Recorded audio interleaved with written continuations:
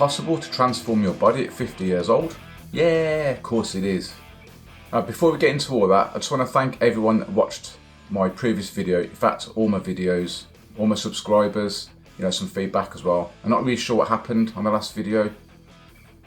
It was sitting at about 15 views and all of a sudden, well, it's got about 1,000 views now, so it's quite amazing for me. Thank you very much for that. Most people aren't happy with how they look. I guess most of us want a better physique. You get into your 40s and 50s and so on and everything starts to sag a little bit.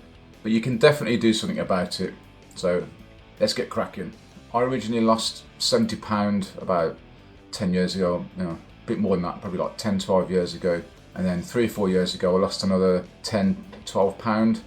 And in that period, I wouldn't say I built any muscle, but I definitely got stronger whilst losing weight. So to improve our physiques, we're looking at building muscle or losing fat or a combination of both. So we'll start off with losing fat first. This is the quickest and easiest thing you can do to transform your body. However, if you do it too quickly, you will end up putting that weight back on and potentially lose some muscle in the process. But basically, if you don't want to put on muscle, you just want to lose fat, then in my opinion, you can do it a bit quicker than if you were trying to build muscle as well. Now, if you currently enjoy what you're eating and drinking, you don't really want to change that. What I would do, in fact, is what I did do, just reduce your portion sizes just a little bit. It's going to be something you can stick with for a long period of time, maybe even for life. If you use this method and you reduce your calories by around 130 odd every single day, you're looking at a stone weight loss in a year, which is 14 pound. Equates to about a quarter of a pound weight loss per week, which I know is a tiny amount for a lot of people, but it's just an example.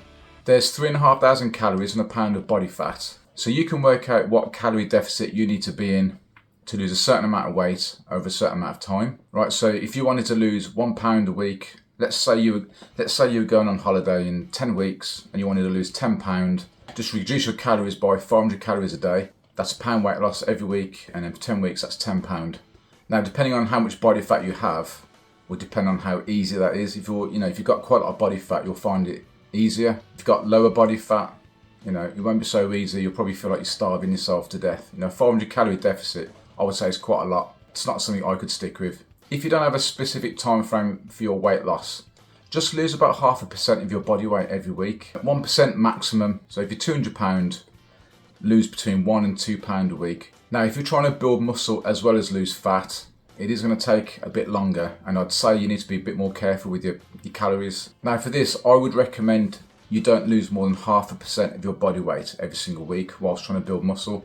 And again, this is going to depend on how much body fat you have. If you're not carrying a lot of body fat, I'd say 0.25% every week. Right, so if you weigh 200 pound like me, if you were to lose 0.25% every week of your body weight, that's going to be half a pound weight loss every week, which is a 250 calorie deficit every single day. That's like going for a walk for 45 minutes to an hour. If you lower your calories too much, you're not going to have enough energy to actually build the muscle. Just check your weight every week. If you're losing 1/4 pound every week and you're happy with that weight loss, just keep doing that.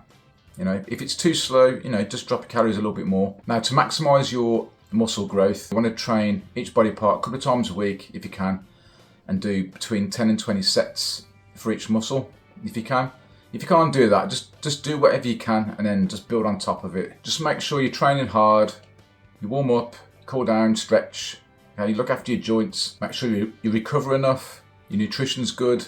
Each time you do a workout, training the same muscle, if you're doing the same exercise, just try and do an extra rep or two. You want progressive overload. If you're not doing more than what you've done before, you're not progressing, you're not going to build any muscle. Just make sure you're using correct technique. There's loads of videos on YouTube that you can watch to make sure your technique's good. Don't expect to be getting a ripped 6-pack in 6 weeks. It doesn't matter how many of these videos you watch that tell you you can get a 6-pack in 6 weeks.